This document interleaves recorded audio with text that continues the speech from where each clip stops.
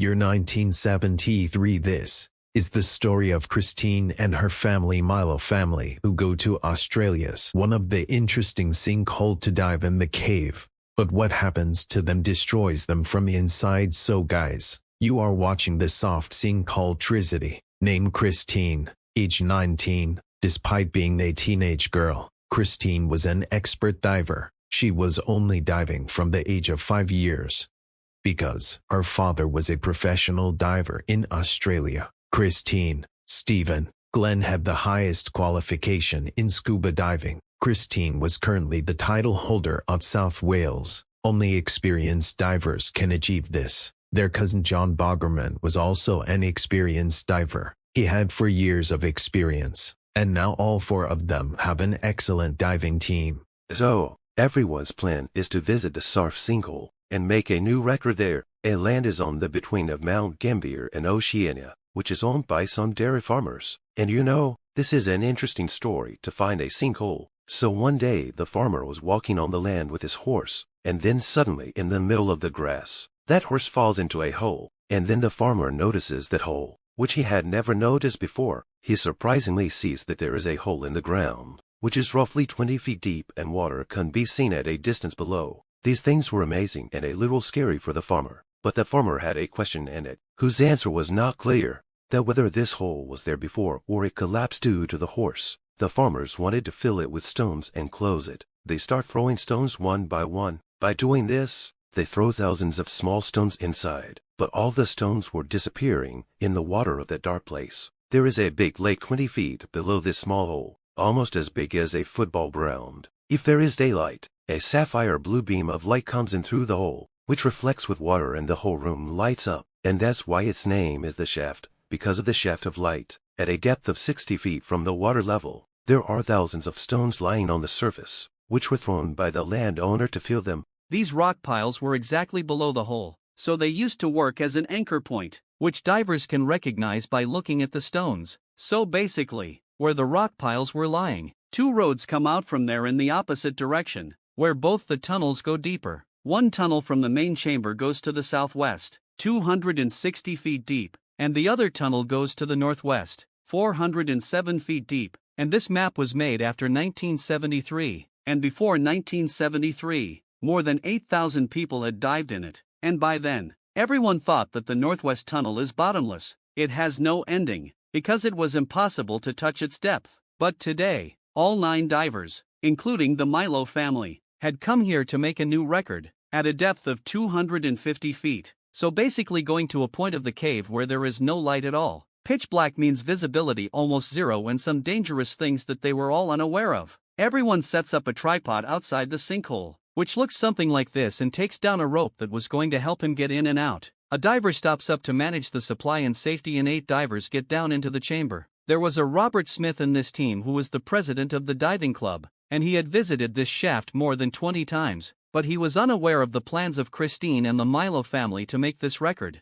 Their simple plan was that all of them will go to a depth of only 200 feet, due to which all of them will remain near the main chamber, and the blue beam of light from the upper hole will guide all of them. And that's why this group didn't even bring another rope below for extra guidance. The real thing is that there were no official plans of this group. Without an established leader, there was no coordination and no plans between anyone. And second, cave diving was new at that time, so at that time, proper protocols were not established by the authorities. Third, and the most dangerous thing, was that no one had the experience of diving in a proper cave. Everyone had the experience of diving in open water, where there is clear and bright water, in which divers can easily orient themselves, whereas in cave diving, everything is upside down. In the beginning, everything was going normally. Everyone crosses the area of the rock pile. Christine, Stephen, John, and the 4th diver, Gordon, were moving ahead in the section of the northwest tunnel, in which scuba divers used regular air cylinders. Special mixed gases cylinders were not yet established for divers, and this limits the divers that how long they can use this cylinder. Otherwise, the effect of nitrogen narcosis will start on them.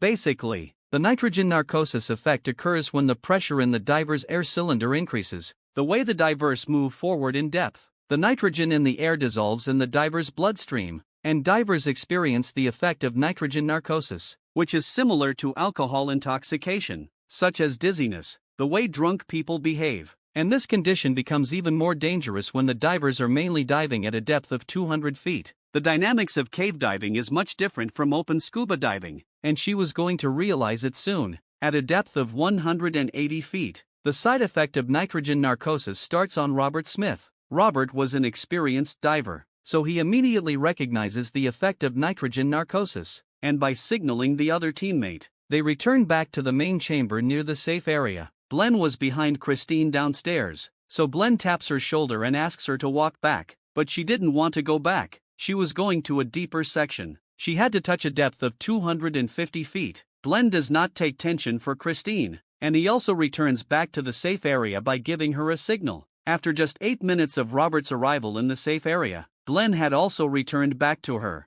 Then Reynolds and Peter also follow him, because their cylinder was out of oxygen. Robert asks her about the rest of the team, so Peter says that I saw him coming back. I thought he was coming back. And then they realize that they are all left inside and by now they have run out of oxygen in their cylinder. Glenn takes a new cylinder in panic and they go inside at a depth of 225 feet. They come down towards the ledge but they only find Steven's camera and flashlight lying there. This was a situation that Glenn never wanted to see, but unfortunately it was true. They had realized by now that Christine, Steven, John and Gordon must have died by now, and that's when it becomes the deadliest cave diving incident in history. But what happened in the tunnel? While the four of them were going deep into the tunnel, their cylinder was running out of air and they understood that they had to hurry. All of them were showing symptoms of nitrogen narcosis, but they were somehow conscious and focused on their task. In this depth, all of them had compressed air by now. That means they were using 7 times more air in one breath than they use on a normal surface. Although they were with their brothers in a group,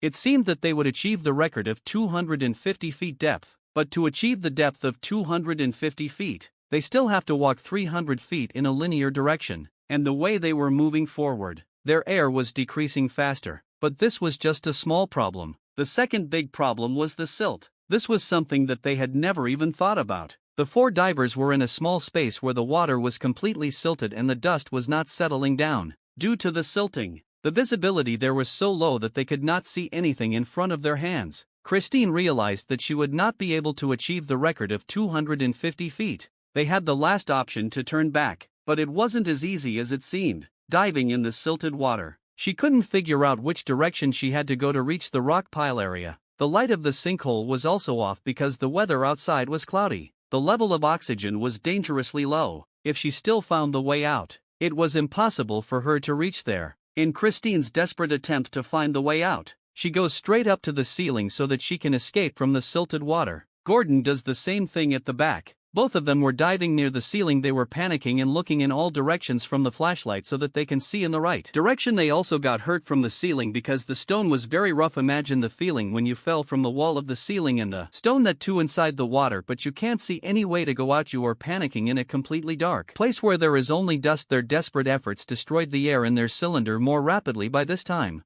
Gordon and Christine both stop holding each other. They realized that they can't do anything now. They both fall on the ground of the cave. Till now, John Walkerman was also suffering from low air and nitrogen narcosis, and they also fall on the ground of the cave. Steven was the most ahead of the 4 of them, and he was quite successful in returning, but now the air in their cylinder was also finished, and unfortunately, despite so much effort, they could not escape. Glenn, who came down to find everyone, but he only found Steven's camera and flashlight, but he had no idea about everyone's bodies. He realized that all 4 of them must have died, and he came back tired. The next day, the police came for the recovery of the bodies, and they went to the depth of 200 feet of the cave, where the water in the cave was still sealed, but they did not find anyone's body. The police searched for everyone for months, but they had no idea about anyone. But the next year in January, its landowner has some film crew to make a documentary of cave diving. After taking permission from the landowner, they all enter the cave, and all the film crew go to the depth of 50 feet of water. And they also brought professional lighting equipment with them. And when they turn on the light inside the cave, then the whole cave becomes bright like daylight. One of the technicians notices that some third person is behind it, and then they get scared after seeing it.